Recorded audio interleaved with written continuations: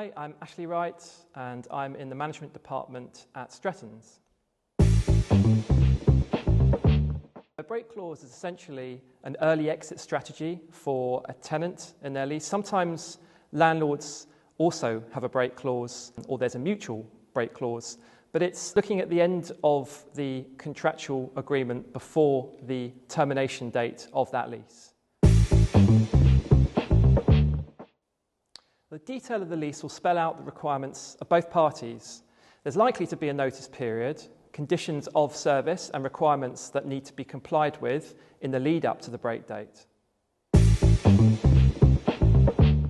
Well, from a landlord perspective, there's going to be various points along the journey from the first receipt of that break notice to the tenant's desired exit date where the question of opposing a break can be considered. Has the notice been served validly? It's always best to check this. From my own personal experience, sometimes I have received an email, for example, where the tenant has not even stated the address of the property correctly. So tenants need to get best advice on this as well. As a general rule, break clauses are far more conditional than a lease expiry. So one of the most fundamental clauses in a lease is to pay rent. On lease expiry, that's something that may drag over, especially if the lease is holding over. But for a lease break, it's essential that rent is paid on time. There's other angles that we can look to explore in terms of compliance with leases, but sometimes it's best for the landlord to take a pragmatic view, and it is best to let the lease break take its course and to simply move on and find a better tenant.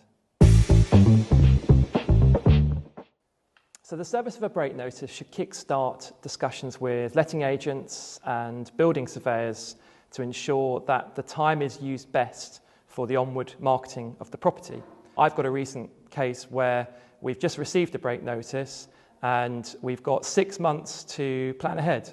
So we're looking at, in particular in this case, at the fact that it's a commercial and a residential all-in-one, and whether it's better to re-let as a whole or whether it's actually more productive and more fruitful to let the two units separately. So these discussions need to be had in good time because you obviously need to get on with the marketing and to focus on other lease compliant clauses as well, such as the repairing obligations. It all needs to come together, but the break notice is the starting point for that time before the time has elapsed.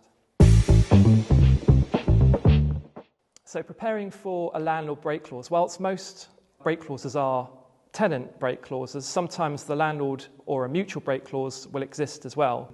And with these, you've got to think about the longer term asset management opportunities. We like to look really quite far ahead, 12 months, 18 months, so that we can engage the likes of architects to plan out the next steps. We also like to inspect our properties annually at the very least to ensure that we're understanding the layout and the asset management opportunities as a whole so that we are ready to make a decision as to whether to serve that landlord break clause.